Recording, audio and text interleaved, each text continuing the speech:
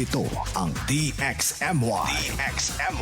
The Music and News FM station of RMN. Sa Cotabato. 90.9. DXMY. Oras mga kasama, 7:42 na po ng umaga. Tatak RMN. RMN News. Diretso Balitang Cotabato. Headline. Sundalo at guro patay sa nangyaring insidente ng ambush sa Malabang, Lanao del Sur. Headlines. MBHT Barnama nanawagan ng hustisya sa pagpatay sa isang volunteer teacher sa Lanao del Sur. Haligi naman ang tahanan patay rin sa nangyaring insidente ng pamamaril sa Maguindanao del Sur. Headlines. Isa pang lalaki patay matapos naman ng bugbugin sa bayan ng Libungan. Isa patay, dalawa sugatan sa vehicular accident sa bayan ng Dato din Sinsuat. Headlines. Dalawang motorista rin nasugatan sa aksidente sa Parang, Maguindanao del Norte. Headlines. 13.6 million pesos na halaga ng shabu na sabat sa drug buy bust operation sa Maguindanao del Norte. Headlines. 2.18 million pesos naman na halaga ng smuggled cigarettes inabandona ng mga suspects sa Marantao, Lanao del Sur. Headlines. Comelec nanawagan ng maayos at mapayapang pangampanya bago ang eleksyon sa Bangsamoro Parliament. Headline. Resulta naman ng Barn Parliamentary Election posibleng malaman na sa gabi mismo ng eleksyon. Headline. Comelec naghahanda ng mahigit 1,000 reserve ACM para sa first BARM election. Headline. At mafar naman na pinalalawak ang halal agriculture campaign sa SJ Barm. Committee on Justice o Committee on the Bangsamoro Justice System, isa sa pinal ang una sa panukalang pagkakaroon ng trial court sa SGA. At mga batang taekwondo jeans mula sa Cotabato City nakasungkit ng medalya sa national tournament. RMN News. Diretso Balitang Cotabato. Mga kasama kami yung tagapagbalita, Radyoman Jul Di Mapalaw. At Radyoman Erwin Cabilbigan. RMN News. Diretso Balitang Cotabato. Sa detalye ng ating mga balita, nasawi ang 2 katao habang isa ang nasugatan sa nangyaring insidente ng pananambang alas 5 ng hapon sa barangay Lalim, Malabang, Lanao del Sur. Nakilala sa ulat ang mga biktimang sina Corporal Jason Castro ng Philippine Army at isang Hapipa Makadato, 23 anyos, isang volunteer teacher. Sa report na mga kasama, tinamaan umano ng ligaw na bala ang babaeng biktima habang sakay ng isang payong-payong papawi sa kanilang tahanan. Sa barangay Punong nang mangyari ang pananambang ng mga suspects sa isang Toyota Hilux na sinasakyan ng mga sundalo at mga miyembro ng SKA. Galing uno ang mga ito sa isang security operation sa barangay Baras sa nasabing bayan at pabalik na sana ng kanilang kampo ng saktong dumaan ang payong-payong na sinasakyan ng nasabing teacher. Patuloy ang investigasyon ng mga otoridad sa nangyaring insidente. RMN News. Diretso Balitang Cotabato. Kaugnay naman ang balita mga kasama, maring kinondena ng Ministry of Basic Higher and Technical Education o MBHT BARM ang pagpaslang sa volunteer teacher na si Hapipa Makadato sa Malabang, Lanao del Sur at nananawagan ng mabilis, patas at masusing investigasyon upang mapanagot ang mga responsable sa naturang krimen. Ayon sa Education Minister, malaking kawanan si Teacher Makadato hindi lamang sa kanyang pamilya kundi maging sa sektor ng edukasyon dahil sa kanyang dedikasyon sa pagtuturo at pagsusulong ng kapayapaan sa komunidad sa pamamagitan ng edukasyon. Nagpaabot din naman ang pakikiramay ang MBHT BARM sa naulilang pamilya ng biktima at binigyan din ang mga guro at education workers ay mahalagang haligi ng lipunan na dapat maprotektahan laban sa namang uri ng karahasan at banta sa kanilang kaligtasan. RMN News. Diretso Balitang Cotabato. Dagdag ng mga ulat mga kasama, patay on the spot ang isang haligi ng tahanan habang maswerteng nakaligtas naman ang anak nito at asawa matapos silang barili ng di pa tukoy na sospek habang sakay ng tricycle sa National Highway ng Pagalungan, Maguindanao del Sur. Nakilalang bitimang si Abdul Hamid Hussein, residente ng Sitio 5, Barangay Kudal, na siyang driver ng kanilang tricycle. Ayon sa kanyang asawa, papawi sila mula Port o Bayan ng Pikit. Kasamang kanilang 6 na taong gulang na anak nang lapitan sila ng sospek na lang habas na pinagbabaril. Patuloy pa ang investigasyon ng mga otoridad sa nangyaring krimen. RMN News. Diretso Balitang Cotabato. Mga kasama, natagpo namang wala ng buhay ang isang lalaki matapos munang pagtulungang bugbugin ng mga lalaki sa barangay Poblacion, Libungan sa North Cotabato. Kinilalang Libungan MPS ang biktima na si alias Agustin, residente ng barangay Kiloyaw sa nabanggit na bayan na pansamantalang naninirahan sa lugar kung saan naganap ang insidente. Nagtamo ito ng maraming pasa sa mukha at katawan na pinaniniwalaang ginulpisan hinang kanyang agarang pagkamatay. Sa isinagawang investigasyon ng pulisya, lumabas na personal grudge ang motibo sa krimen habang patuloy itong iniimbestigahan. RMN News, Diretso Balitang Cotabato. Alas 7:46 na umaga, mga kasamang oras, patay rin ang driver ng isang payong-payong habang dalawa sa mga sakay nito ang nagtamo ng matinding sugat. Maran silang makabanggaan ang kasalubong na Isuzu Elf truck na kargado ng kopra sa kabaan ng Sharif Agua, Cotabato Highway, partikular sa barangay Bito, Dato Rinsinso at Maguindanao del Norte kahapon. Nakilala ang nasawing si Ali Pascual Sagap, 29 anyos, habang sugat naman ang dalawa mga kasama nito na mabilis na isinugod sa pinakamalapit na pagamutan. Nasa kustudiya ngayon ng PNP ang driver at ang elf truck na nasangkot sa nangyaring road accident. RMN News, Diretso Balitang Cotabato. Sa hospital naman, nahimasmasan ang dalawang motorista matapos masangkot sa vehicular accident kahapon sa National Highway ng Barangay Making, parang sa Maguindanao del Norte. Sa report mula sa parang MPS, kinilalang mga sugatan na sina alias Muhaymin at Rajsman, PNP member, kapwa-residente ng naturang lugar. Sa investigasyon ng kapulisan, isang direksyon ang tinatahak ng dalawa kung saan sa likuran si Muhaymin nasakay ng Yamaha NMAX habang sa unahan naman si Rajsman nasakay din ng isang Honda Click motorcycle.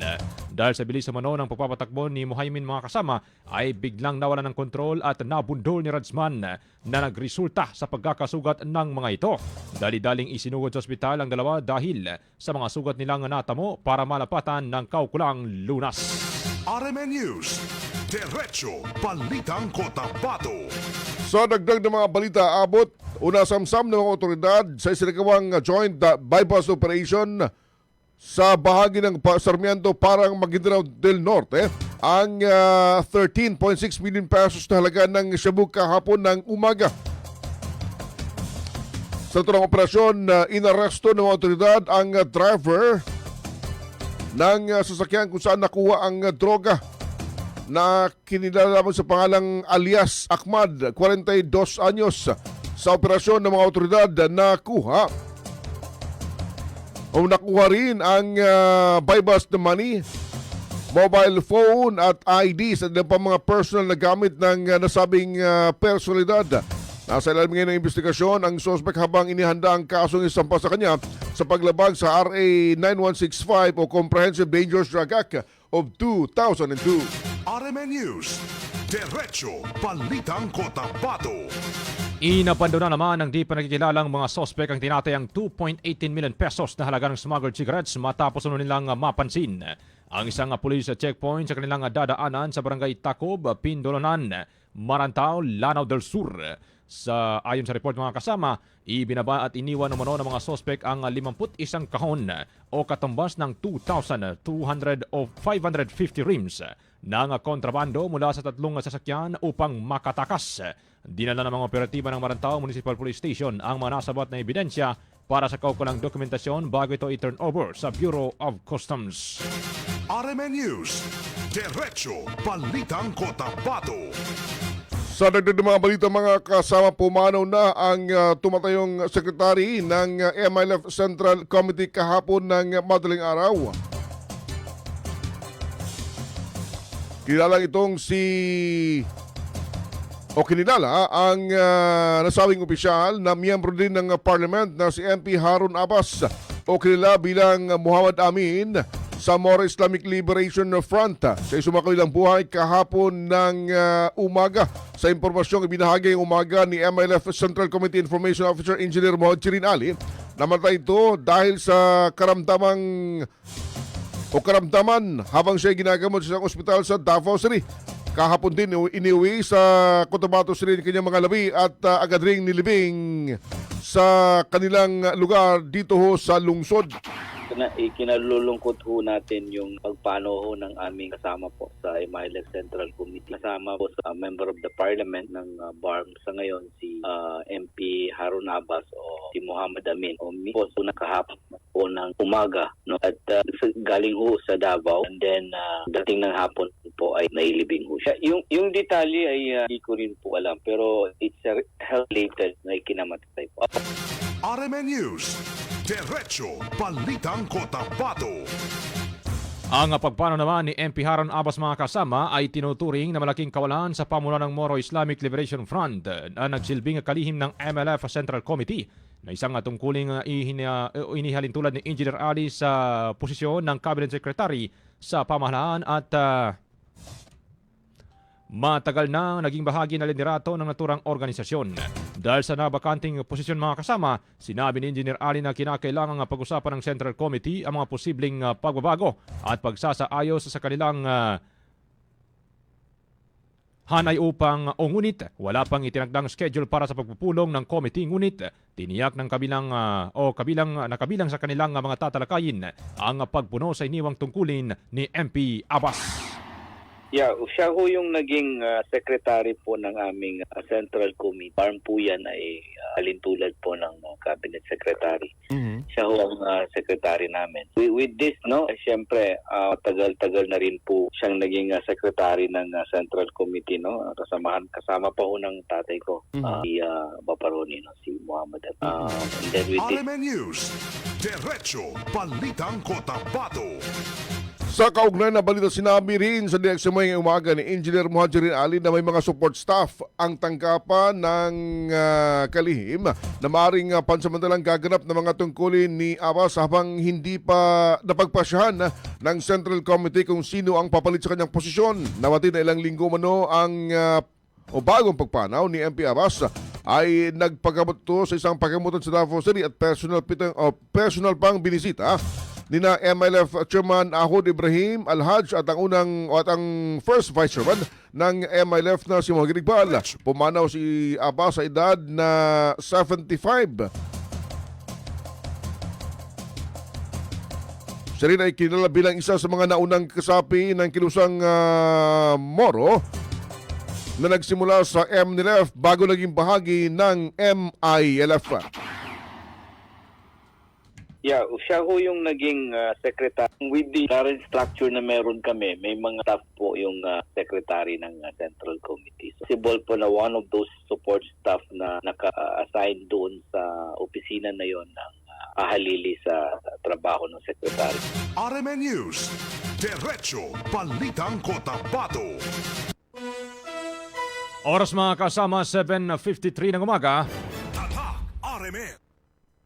This time check is brought to you by Nescafe Classic. Mag-Nescafe Classic araw-araw. 100% puro at natural. Pinakamasarap na black coffee. Ang time check na ito ay hatid ng Ginebra San Miguel. Tatak ng tapang, tatak Ginebra.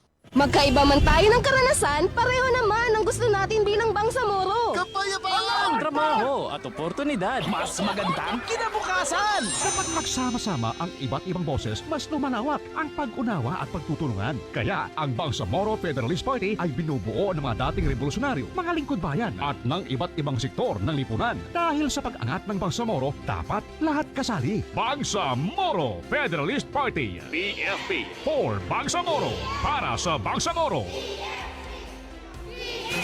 RMN News, Diretso Balitang Cotabato. Sa pagpapatuloy pa rin ng ating balitaan mga kasama, panatili naman ang kapayapaan at kaayusan sa panahon ng kampanya. Ito naman ang panawagan ni Maguindanao del Norte Provincial Election Supervisor Attorney Muhammad Nabil Mutya sa mga taga-suporta ng mga partidong politikal bago ang halalan sa Bangsamoro Parliament sa September 14, 2026. Panawagan pa ng ni Attorney Mutya mga kasama sa mga supporters naway maging mahinahon sa pangangampanya at sana ito ay maging labanan ng magagandang mga plataforma para sa mamamayan at hindi ng armas. Nakatagdang magsimula ang 45 araw na campaign period para sa kaunanahang BARM parliamentary election sa July 30, 2026. Have to talk to their supporters, kanilang mga leaders, na maging mahinahon sila sa pangampanya. Sana maging ito ay labanan ng plataforma, magandang plataforma para sa RMN News, Diretso Balitang Cotabato. Sa dagdag ng mga balita, inaasahan ng COMELEC na magkakaroon ng mas malinaw na larawan ng resulta ng Bangsamoro Parliamentary Election sa mismong gabi ng September 14 dahil mas mabilis na transmission ng election returns mula sa mga automated counting machines. Ayon kay COMELEC Chairman George Garcia, bagamat alas 7 ng gabi pa magsisimula ang pagpapadala ng resulta, halos sabay-sabay itong matatanggap ng mga server ng COMELEC, mga debating parties, media organization at election watchdog para sa agarang pagbeberipika at pagmamonitor. Dahil ito inaasang mapapabilis ang canvassing process at posibleng matukoy agad sa gabi ng halalan kung sino-sino ang nangunguna sa iba't ibang posisyon habang nagpapatuloy ang opisyal na canvassing para sa party list at regional party allocation sa mga susunod na araw. RMN News, Diretso Balitang Cotabato. Makatatanggap naman ng karagdagang 1,000 pesos na honoraria ang mga electoral board members na magsisilbi sa gaganaping Bangsamoro parliamentary election sa September 14 bilang pagkilalaw mano sa kanilang mahalagang papel sa pagsasagawa ng naturang halalan. Ayon kay COMELEC Chairman George Erwin Garcia, idadagdag ito sa 2,000 pesos na honoraria na ibibigay o ibinigay noong nakarang eleksyon bilang bahagi ng pagsisikap ng komisyon na mabigyan ng mas nararapat na kompensasyon ang mga election workers. Sinabi pa ni Garcia na target ng COMELEC na may pamahagi ang honoraria sa loob lamang ng ilang araw bago o matapos ang halalan upang hindi na matagalan pa ang paghihintay ng mga guro at iba pang magsisilbi bilang o magsisilbi sa naturang eleksyon. RMN News, Diretso Balitang Cotabato. Samantala matagumpay na isinagawa ng COMELEC ang election simulation bilang paghahanda para sa kauna-unang Bangsamoro Parliamentary Election sa September 14. Sinabi umaga ni Bangsamoro Electoral Office Regional Director Attorney Ray Sumalipaw na ang aktibidad ay upang subukan ang operasyon ng mga automated counting machine, proseso ng pagboto, transmission ng resulta at canvassing upang matiyak ang kahandaan ng sistema sa araw ng eleksyon. Sinuri din sa CIMEX ang internet connectivity at transmission capability ng mga makina gamit ang server, provider at mga nilatag na Starlink units para sa mabilis na pagpapadala ng resulta sa Municipal Board of Canvassers, transparency servers at pangunahing server ng COMELEC sa Maynila. Para maintindihan ng lahat, simulation or CIMEC ay ginagawa ito para alaman natin, makita natin at gumagana ang makina para dito sa ating eleksyon come this September. RMN News, Diretso Balitang Cotabato. Mga kasama, umabot naman sa 266 na precincts ang isinailalim sa simulation sa Cotabato City habang 6 na precinct naman ang lumahok sa Tawi-Tawi kung saan matagumpay na naisagawa ang mock voting at transmission ng mga resulta nito. Anya pa, maayos na naipadala ng ang mga resulta mula sa automated counting machines patungo sa pangunahing server sa Manila, gayon din sa municipal, provincial at ng regional board of canvassers. Sinabi pa ni Attorney Ray Sumalipaw na wala silang nakitang malaking problema sa isinagawang simulation, subalit naghanda pa rin naman ito ng mga technical personnel sa mga voting center at mga technical hub para sa bawat lalawigan upang agad na matugunan ng mga aberya na maaring maranasan sa mismong araw ng eleksyon. RMN News, Diretso Balitang Cotabato. At bilang panghuli mga kasama, nagbigay ng karangalan sa Cotabato sa 8 atleta o batang atleta ng NDU-ETD Taekwondo matapos silang lumahok sa 2026 National New Face of the Year Championship na isinagawa sa Rizal Memorial Coliseum sa Manila. Pinangunahan ito ni Sofian Araid na nakakuha ng medal hold ng kupunan matapos masungkit ang silver medal habang nakakamit naman ng bronze medal sina Dato Michael Sinso at Dijon Misa Dibulgato at Amir Nizan Maik sa kanilang mga kategorya. Pinamunuan ang delegasyon ni Head Instructor Byron Bedita ng Heart of the Champion Gym kasama mga coaches nito at mga trainers na sinuportahan naman ng nasabing paaralan, mga magulang at atleta na patuloy na tumutulong sa paghubog ng kakayahan ng mga kabataang manlalaro sa larangan ng taekwondo. RMN News, Diretso Balitang Cotabato. At sa inyo mga kasawang kalipunan ng ating balitaan ngayong umaga ng Lunes, Radyo Manjul. Ito magandang morning, Sir Erwin, kay Ahmad Enoch dyan po sa may Tinorio Elementary o Tinorio sa Barangay Awang. At kay Relson Nonoy Teliero Cabaya. Good morning, DXMI. God bless and more power. Sambayada, magandang umaga rin watching from Tacrong City. At kay Amay Samrod, good morning din po. Watching us. Sige. Sa kala po na partners natin sa News Center, Radyoman Daisy Mangot sa Technical, Radyoman Danilo Malaran sa Digital Man, Radyoman Ricardo Eric Madamba Jr. Kami tagapagbalita, Radyoman Julie Mapalaw. At Radyoman Sir Erwin Kabilbigan. Tatak Armen. RMN News, Diretso Balitang Cotabato.